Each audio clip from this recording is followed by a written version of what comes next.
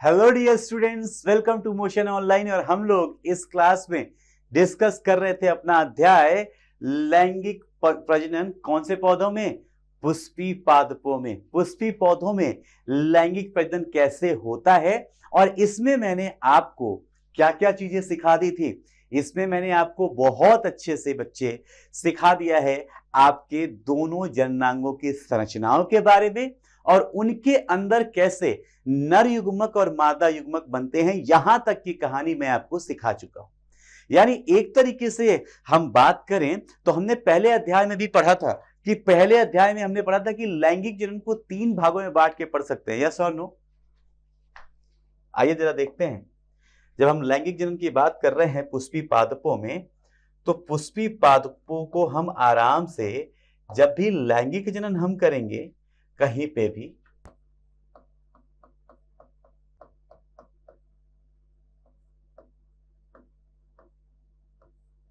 लैंगिक जनन sexual reproduction, हमने क्या बोला?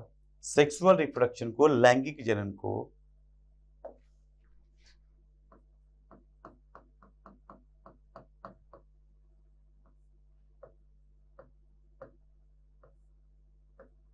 लैंगिक जनन का अध्ययन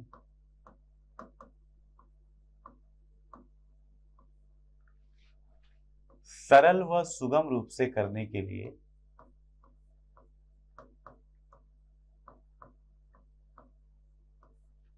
सरल व सुगम रूप से 3 भागों में बांटकर कर सकते हैं।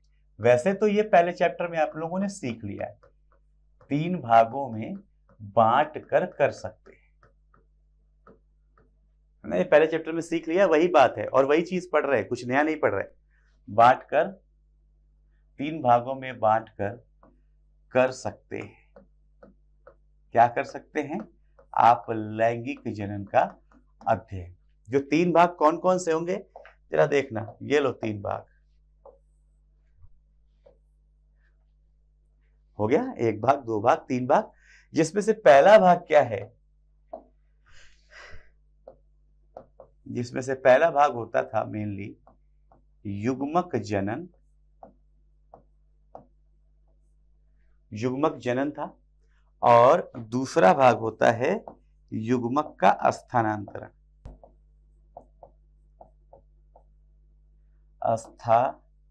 स्थानांतरण, युग्मक जनन और युग्मक का स्थानांतरण, ये 2 मेन भाग हैं पहले भाग में, जिसे हम लोग बोलते हैं, अरे यार ये तो लिखा नहीं, इसे बोलते क्या है?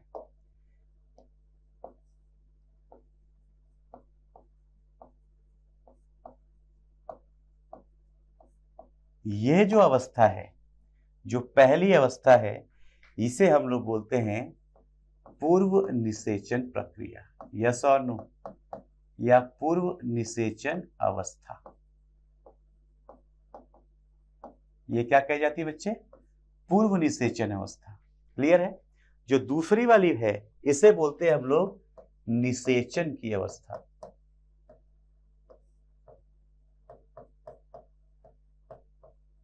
जहां पे हम पढ़ेंगे निषेचन कैसे हो रहा है, और इसके बाद पढ़ते हैं निषेचन के बाद पश्च निषेचन प्रक्रिया। मतलब अब निषेचन हो चुका है, तो निषेचन होने के बाद फूलों में कौन सी चीज कैसे बदलती है वो हम लोग यहां सीखते हैं। तो पादपों के अंदर या किसी भी जगह पे जब आपको लैंगिक जनन पढ़ना है तो 3 हिस्से में पढ़ना पड़ता है। अभी तक आपने जो लैंगिक जनन का अध्ययन शुरू किया है बच्चों, देखना आप लोगों ने ये पॉइंट पढ़ लिया, आप लोगों ने ये पॉइंट पढ़ लिया। और आपका लक्ष्य क्या है? हम ये अध्याय कर क्यों रहे हैं? क्योंकि हमें पढ़ना है कि लैंगिक जनन कैसे होता है। तो हमारा टारगेट ये है कि निषेचन करवाना है। यस और नो? निषेचन करवाएंगे तो निषेचन करवाने के बाद क्या बनता है वो तो अंतिम बात है, वो तो आगे की बात है। हमारा टारगेट क्या है? ये हमने पढ़ा क्या है ये, तो इसके अगला स्टेप हमारा क्या होगा? इसके बाद हमें क्या सीख समझ में आना चाहिए? हमें समझ में आना चाहिए कि युग्मकों का स्थानांतरण कैसे होगा। क्या समझ में आना चाहिए? युग्मकों का स्थानांतरण कैसे होगा। और इस प्रक्रिया को हम बोलते हैं परागण की प्रक्रिया। हर जगह नहीं बोलते, पुष्पी पादपों में ये प्रक्रिया कहलाती है परागण की प्रक्रिया। जब परागण होगा तो परागण होने के पश्चात ही बच्चे, परागण होने के पश्चात ही ये परागकण यहां पे पहुंचेंगे। परागकण क्या होंगे, यहां पे पहुंचेंगे। परागण की प्रक्रिया ही परागकणों को पराग कोश से या आप उसके पुंकेसर से निकाल के स्त्री केसर के वर्तिकाग्र तक ले जाती है। वह प्रक्रिया क्या कहलाती है, परागण। और जब परागण होगा, परागण होने के बाद पराग नलिका बनेगी, पराग नलिका इसके अंदर आएगी, उसको तंतु में समुच्चय बुलाएगी, तब जाके निषेचन होगा। यानी अभी हम लोग निषेचन के पहले प्रक्रिया को ही पढ़ पाए हैं। अभी हम लोग क्या पढ़ पाए हैं, सिर्फ ये पहला प्रक्रिया पढ़ पाए हैं, युग्मक जनन कैसे होता है। अभी हमें दूसरा भाग इसका पढ़ना है। दूसरा भाग पढ़ना है जिसे क्या बोलते हैं, परागण। देखो बहुत आसान है पढ़ने के लिए, परागण बहुत आसान है। सवाल खूब है ना, सवाल खूब है इसमें पढ़ने के लिए। मतलब आप अगर जब पढ़ोगे तो आपको क्वेश्चन खूब सारे मिलेंगे इसमें, बट इतना कठिन सवाल कुछ नहीं मिलेगा कि जो आपसे ना बने। इतना कठिन कुछ नहीं मिलेगा। मैं अभी इसको ऐसे छोड़ूंगा, बाद में जब ये करा लूंगा तब यहां आऊंगा, फिर ये कराने के बाद बताऊंगा यहां क्या हुआ। एक एक स्टेप भरेंगे हम लोग बाद में। बट अभी हमें समझ में आया कि लैंगिक जनन जब हम कर रहे हैं तो 3 अवस्थाओं में पढ़ते हैं, जिसमें से हमने सिर्फ अभी एक भाग पढ़ा है, युग्मक जनन। हमें अब क्या पढ़ना है, युग्मक का स्थानांतरण कैसे होता है। क्या पढ़ना बच्चे, युग्मक का स्थानांतरण। और हमने लिख दिया युग्मक के स्थानांतरण को हम बोलते क्या हैं, परागण की प्रक्रिया। तो आज का हमारा टॉपिक होगा परागण। क्या होगा बच्चे, परागण। क्या होगा, परागण। अब सुनिए, सुनिए बच्चे क्या है।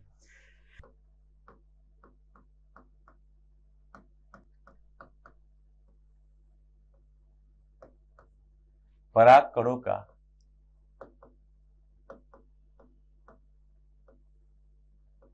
पुंकेसर अथवा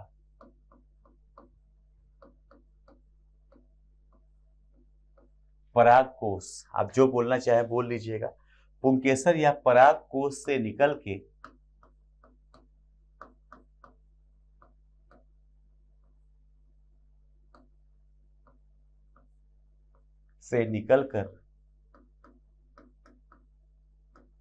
कहां तक जाना, वर्तिकाग्र तक पहुंचना।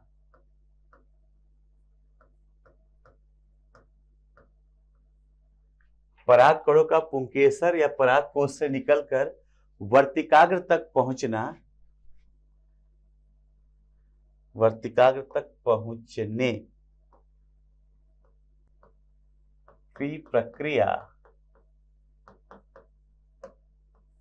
पहुंचने की प्रक्रिया परागण कहलाती है। इसी प्रक्रिया को क्या बोलते हैं हम लोग, परागण कहते हैं।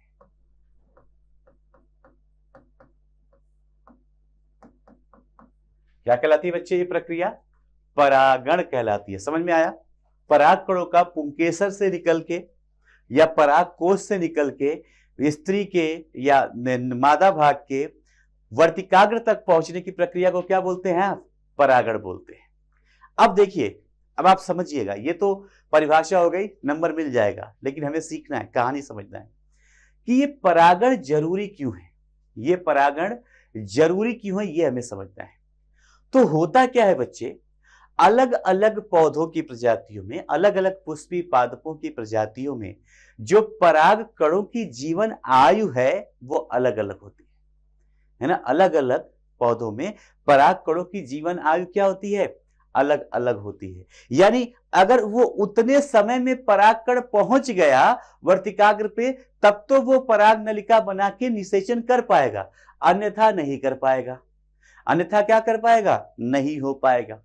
हमने आपसे एक बात की थी, पहले भी बताया भी था आपको कि जो निषेचन की प्रक्रिया है वो पूरे तरीके से क्या है, वो एक आप बोलेंगे कि वो चांस फैक्टर है ना। वो क्या है, वो चांस फैक्टर है, संयोगात्मक प्रक्रिया है। हो सकता है तो हो भी, हो सकता है ना भी हो, संयोग वाली बात है।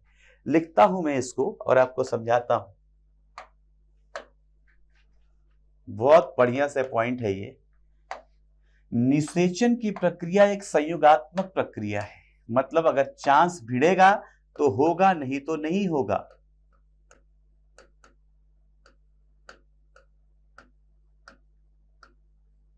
निषेचन की प्रक्रिया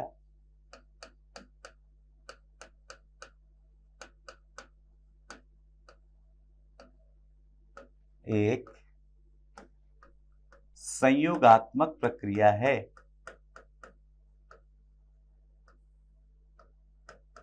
निषेचन की प्रक्रिया क्या है?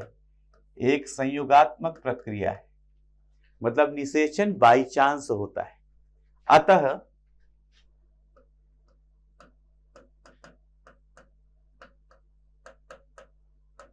निषेचन सुनिश्चित करने के लिए, अतः निषेचन सुनिश्चित करने के लिए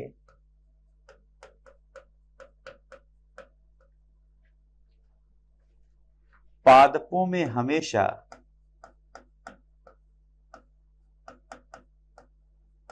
निषेचन सुनिश्चित करने के लिए पादपों में हमेशा जो पराग कणों की संख्या होती है वो क्या होती है? बहुत ज्यादा। सिखाया था आपको, सिखाया था कि जब भी आप बात कर रहे हैं लैंगिक जनन की, तो लैंगिक जनन में ना एक कंडीशन होती है जिसे बोलते हैं हम लोग ऊगैवी, जिसमें जो मादा है वो मादा का जो युग्मक है वो बिल्कुल अब स्थान बंद होता है, एक जगह पे बैठा होता है। जो नर युग्मक है उसे हाथ पैर मार के जुगाड़ लगा के किसी ना किसी तरीके से वहां पे पहुंचना पड़ता है। यस और नो? अब पुष्प में भी तो यही है।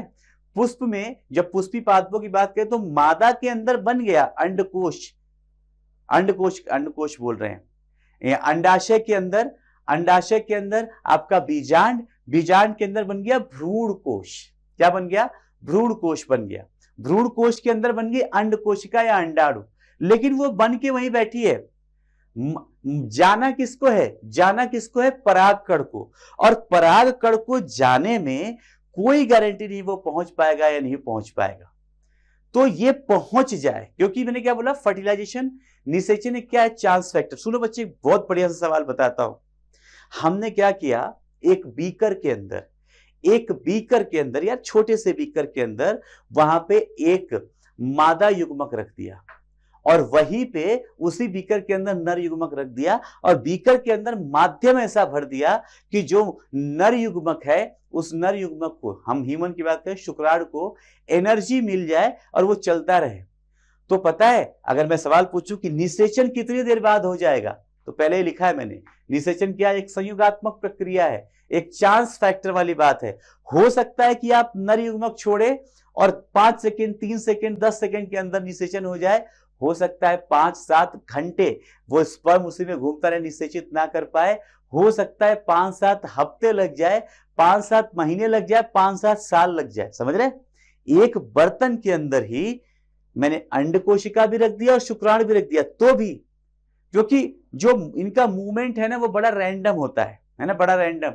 अब जैसे ये पॉलन ग्रेन निकला, ये परागकण निकला, तो ऐसा नहीं कि ये परागकण निकलता है और सीधे जाके उस फूल के ऊपर बैठ जाएगा, नहीं। परागकण कैसे जा रहा है ना, अभी पढ़ेंगे कि इन परागकणों को, मैंने बोला इनको जाना पड़ेगा कुछ ना कुछ जुगाड़ लगा के। इन परागकणों को लेके जाने वाले बहुत सारे इसमें क्या होते हैं? एजेंट होते हैं, कर्मक होते हैं। कुछ जैविक कर्मक होते हैं, कुछ अजैविक कर्मक होते हैं। कुछ जीवित है, कुछ निर्जीव है ना, कुछ सजीव है, कुछ निर्जीव है, लेकिन बहुत सारे कर्मक होते हैं। और वो कैसे लेके जाते हैं, क्या होता है, वो समझाऊंगा। लेकिन अभी क्या बता रहा हूं कि ये संयोगात्मक प्रक्रिया है, और फिर भी संयोगात्मक होने के बाद भी ये चांस बढ़ जाए कि निषेचन हो, इसके लिए पादप जंतु, हमेशा ऐसे जंतु जहां पे क्या हो रहा है, अंड कोशिका को निषेचित किया जा रहा है, वहां पे हमेशा जो नर युग्मक है उनका नंबर बहुत ज्यादा बनता है।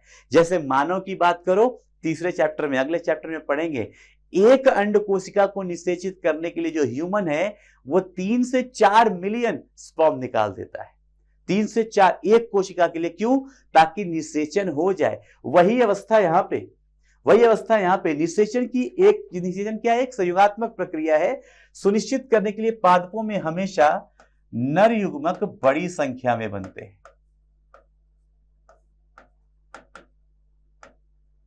नर युग्मक क्या होते हैं? हमेशा बड़ी संख्या में बनते हैं। पहली चीज, बड़ी इंपॉर्टेंट। अब दूसरी चीज सीखना है, अलग अलग पादपों के, ध्यान देना, अलग अलग पादपों के भीतर जो पराग कण होता है उनका जीवन काल भी क्या होता है, अलग अलग। देखो, विभिन्न पादपों के अंदर, ये सब इंपॉर्टेंट बातें लिख रहा हूं, जो डिफरेंट कलर से लिख रहा हूं, सब महत्वपूर्ण बातें हैं। विभिन्न पादपों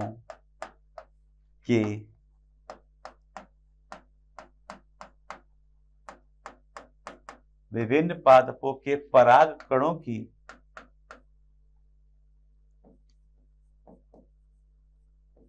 आयु भी विभिन्न होती है।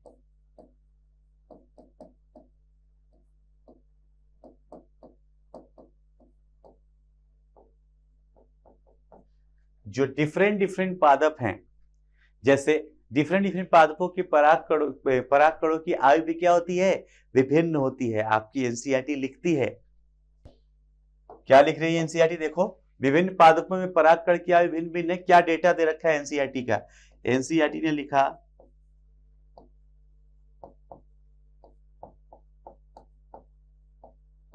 धान, गेहूं आदि में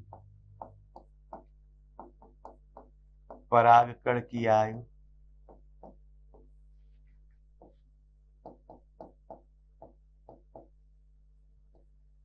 30 मिनट होती है। मतलब समझ रहे हैं आप, 30 मिनट में अगर परागकण पहुंच गया, 30 मिनट में परागकण पहुंच गया नर भाग में, तो वो निषेचित कर पाएगा, नहीं तो नहीं कर पाएगा। पहली चीज। दूसरी, एक और डेटा दे रखा है आपके एनसीईआरटी ने, क्या? 3 फैमिली दे रखा है, रोजेसी,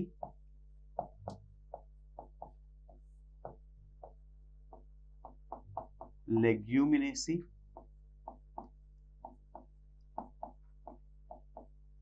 लेग्यूमिनेसी और सोलेनेसी।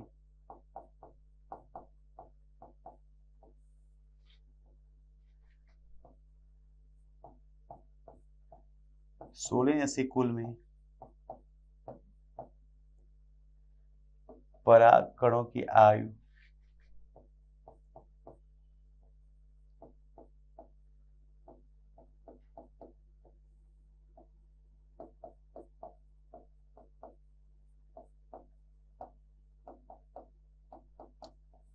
महीनों तक हो सकती है।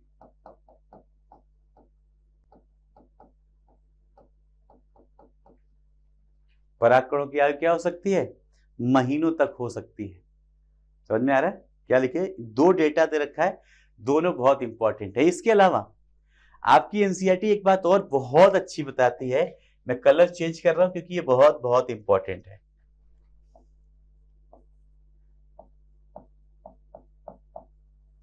परागकण -196 डिग्री सेल्सियस तापमान पर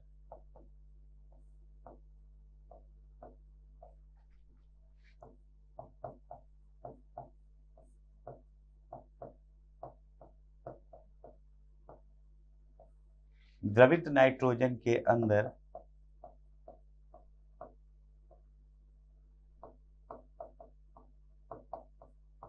लंबे समय तक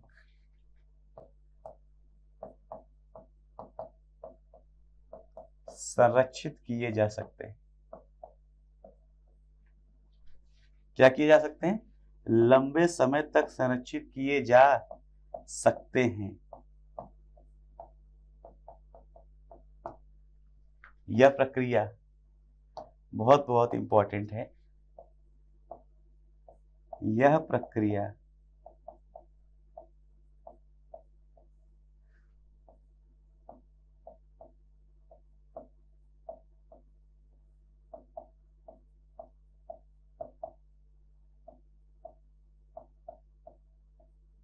क्रायो संरक्षण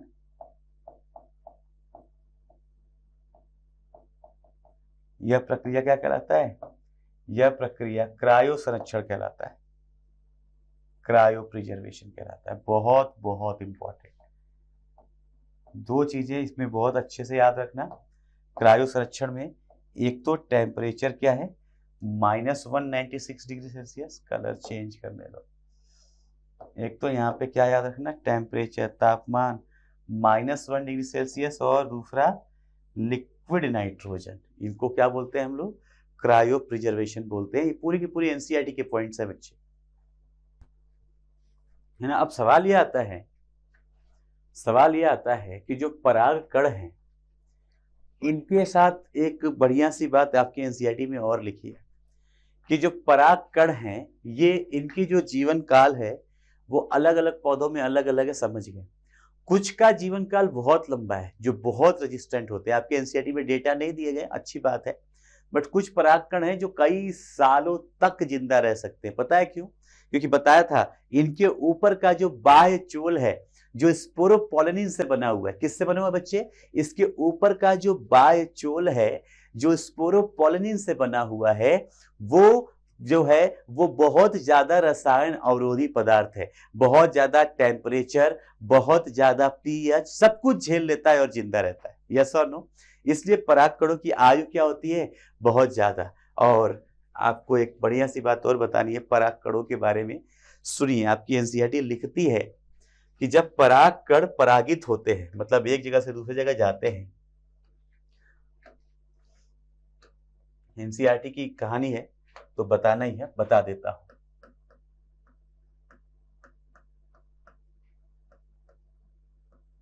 परागकण परागण प्रक्रिया में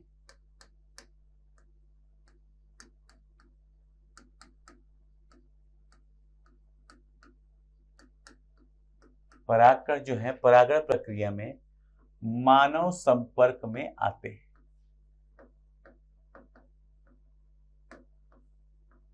मानव संपर्क में आ सकते हैं।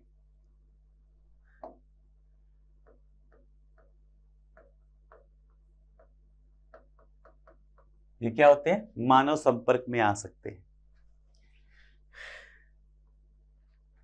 बहुत से परागकण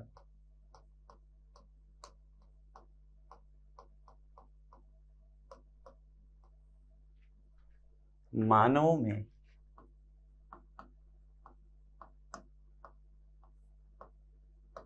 एलर्जी पैदा करते हैं। थोड़ा सा थ्योरेटिकल है ये सब कुछ, ये वाला हिस्सा आज वाला। बहुत से क्या करते हैं? एलर्जी पैदा करते हैं। एलर्जी पैदा कर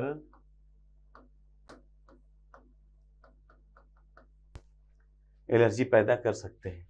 कभी कभी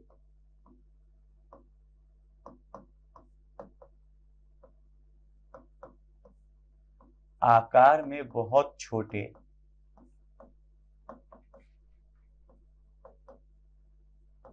आपके एनसीईआरटी में डेटा भी दे रखा है बेटा, इनके आकार का भी डेटा आपके एनसीईआरटी में दे रखा है ना। इनके आकार का डेटा आपके एनसीईआरटी में दे रखा है। कभी कभी बहुत छोटे 25 से 50 माइक्रोमीटर होने के कारण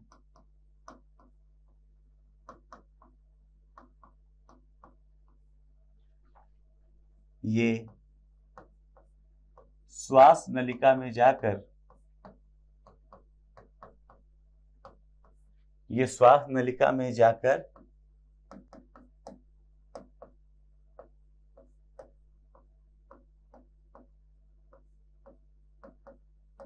श्वसन वेदना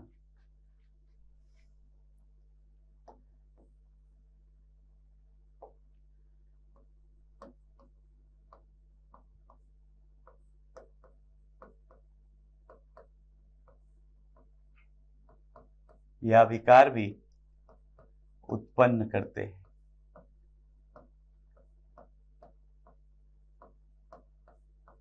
उत्पन्न कर सकते हैं, जैसे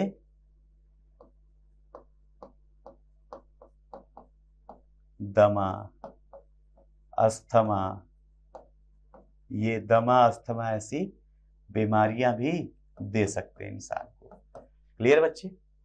ये सब एनसीईआरटी की डेटा लिख रहा हूं क्योंकि लाइन आपको यही लिखनी पड़ेगी, इसलिए, है ना। सीखने सिखाने वाली कोई बातें नहीं है ये। एनसीईआरटी, इस पे कोई टेढ़ा सवाल नहीं बनेगा। ये याद है तो याद है, और नहीं याद है तो नहीं याद है, ऐसी चीज है। तो एनसीईआरटी का डेटा है बेटा, इसलिए बस लिख रहा हूं फटाफट, आप लोग एक बार पढ़ेंगे तो आप लोगों की किताब में मिलेंगी ये सब चीजें। यहाँ पे एक और बढ़िया सी बात लिखी है, यहाँ पे एक और बहुत बढ़िया सी बात लिखी है, भारत में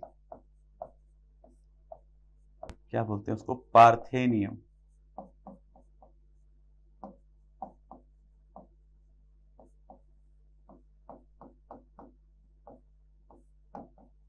या गाजर घास, जो पार्थेनियम है या गाजर घास है, भारत पे पार्थेनियम या गाजर घास गेहूं के साथ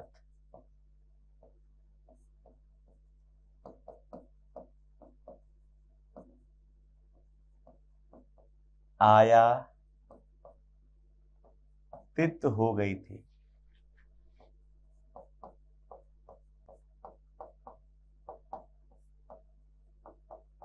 गेहूं के साथ क्या हो गया था, ये आयातित हो गई थी। कौन? पार्थेनियम या गाजर घास, ये गेहूं के साथ भारत में चली आई, जो परागण एलर्जी का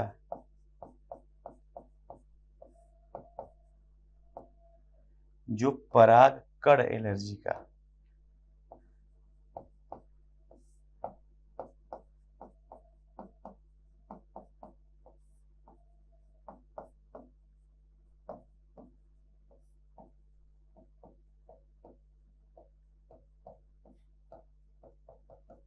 जो क्या है, परागकण एलर्जी का मुख्य कारण है। ये क्या है?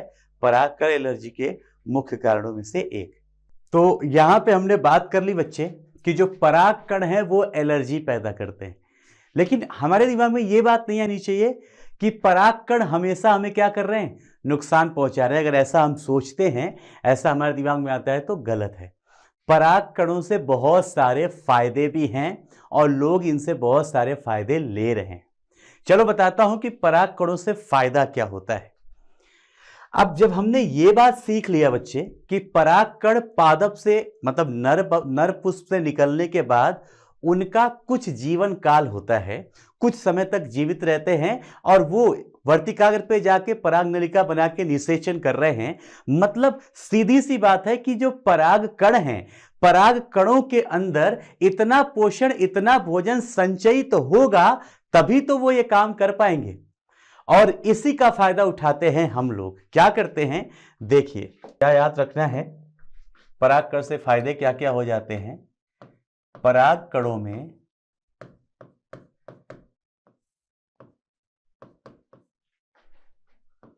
भोजन संचित अवस्था में पाया जाता है। भोजन कैसे पाया जाता है? संचित अवस्था में पाया जाता है।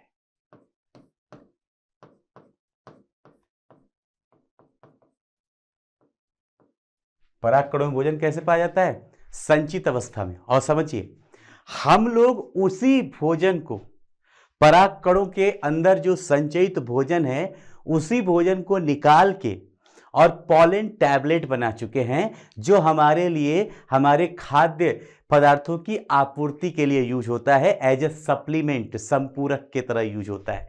तो यही चीज याद रखना है आपको। परागकणों में संचित, परागकणों में संचयित भोजन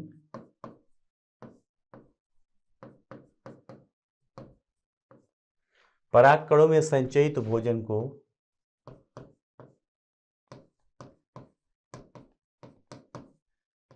टैबलेट के रूप में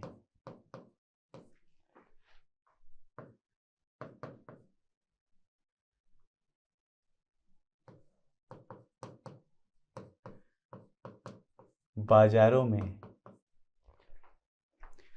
पॉलन टैबलेट बोल के परागकण गोली, या क्या बोला, पॉलन टैबलेट, वही गोली के रूप में, टैबलेट के रूप में, चलो तो परागकणों के अंदर संचयित भोजन को टैबलेट के रूप में परागकण गोली के नाम से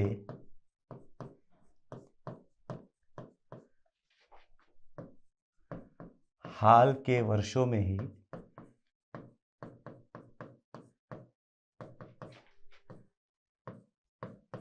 कई देशों में, हाल के वर्षों में कई देशों में खाद्य संपूरक के रूप में यूज किया जाता है।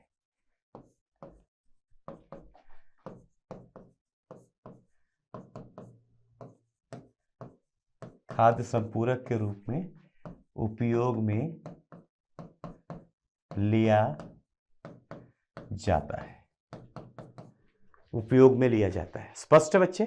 और सुनिए इसकी कहानी। पराग कण के अंदर संचयित भोजन से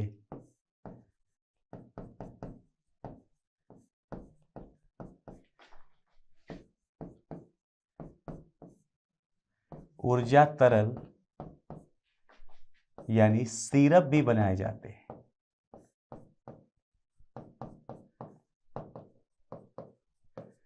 सिरप भी बनाए जाते हैं।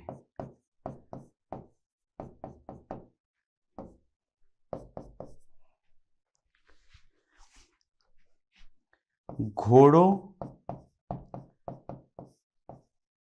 व खिलाड़ियों की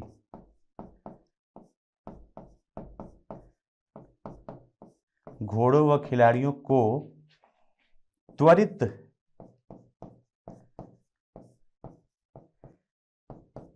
ऊर्जा प्रदान करके उनके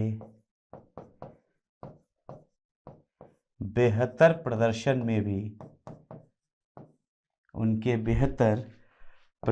में भी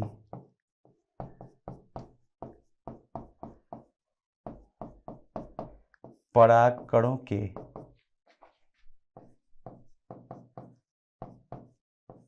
संचित भोजन को उपयोग में लिया जाता है। क्या किया जाता है? उपयोग में लिया जाता है। ये सब बच्चे क्या हो गए? ये सब हो गए हमें फायदे। ये सब हमें क्या है? ये सब हमें फायदे हैं परागकण के। यानी परागकण के अंदर हमने क्या क्या पढ़ लिया? देखो, पहले तो हमने पढ़ा परागण क्या है। पहले हमने क्या पढ़ा?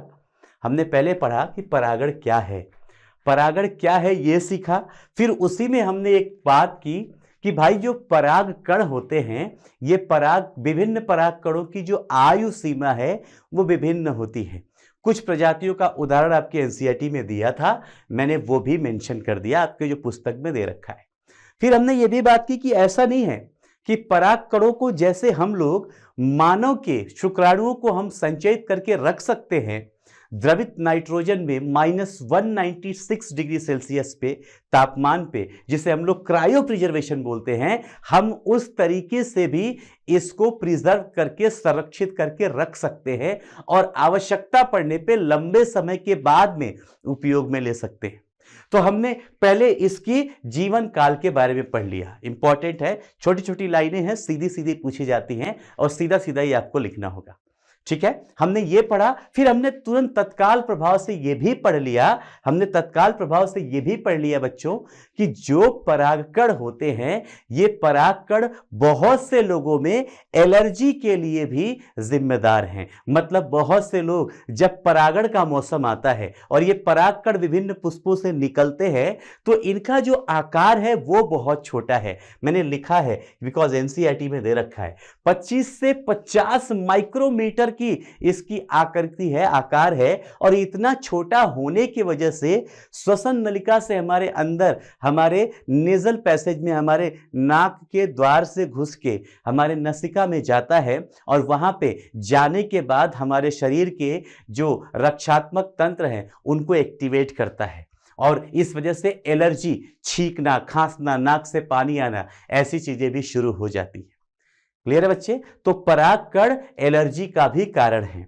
हमने बात की, एनसीईआरटी में दी एक बढ़िया सी लाइन की कि जब कैरेट ग्रास या पार्थेनियम, जब गाजर घास या पार्थेनियम जो गेहूं के साथ, किसके साथ, जो गेहूं के साथ भारत में आ गया था, वो पराग एलर्जी का एक मेन कारक है। लेकिन इसके साथ हमने ये भी बात कर ली कि भाई ऐसा नहीं है कि परागकण से सिर्फ नुकसान ही हो रहा है, ऐसा नहीं है। पराग कणों का आप इस्तेमाल कैसे कर रहे हैं? उनके अंदर संचयित भोजन को आप कभी सिरप के रूप में, कभी उसे आप टैबलेट या गोली के रूप में आप इस्तेमाल करते हैं, और उसके अंदर जो संचयित ऊर्जा है, उस ऊर्जा का इस्तेमाल करके खिलाड़ी या घोड़ों की भी आप प्रदर्शन को, उनकी ऊर्जा शक्ति को, उनके परफॉर्मेंस को आप क्या कर सकते हो? बढ़ा सकते हो, इंप्रूव कर सकते हो। तो ये कुछ बातें भी हमने कर ली कि वेस्टर्न कल्चर में आजकल ऐसा चल रहा है कि आपको खाद्य संपूरक के रूप में, फूड सप्लीमेंट के रूप में पराग कणों से बने हुए टैबलेट व सिरप यूज करते हुए दिखाया गया है। आपके एनसीईआरटी में इसका डायग्राम भी बना हुआ है, फोटो भी बना हुआ है। आप पढ़ेंगे अपनी पुस्तक, वहां पे ये सारी बातें लिखी हुई मिल जाएंगी। हाँ, उसमें कहीं कुछ इधर दिया है, कुछ उधर दिया है। मैंने एक तरफ से एक एक स्लाइड पे एक एक चीज लिख दी है ताकि आप आसानी से एक बात एक जगह पे सीख पाए। क्लियर बच्चों? तो पराग कणों की क्या विशेषताएं होती हैं, पराग कणों की क्या उनका जीवन काल हो सकता है, क्या फायदे हैं, क्या नुकसान हैं, ये बात हमने कर ली। अब हमने शुरू किया था आज टॉपिक परागण, कि परागण कैसे होगा और क्या फायदा है, क्या नुकसान है। तो परागण की जो रही सही बातें हैं वो हम लोग करेंगे अगले लेक्चर में। आज के लिए इतना ही, मिलते हैं अगली क्लास में। Till then, God bless, take care, have fun.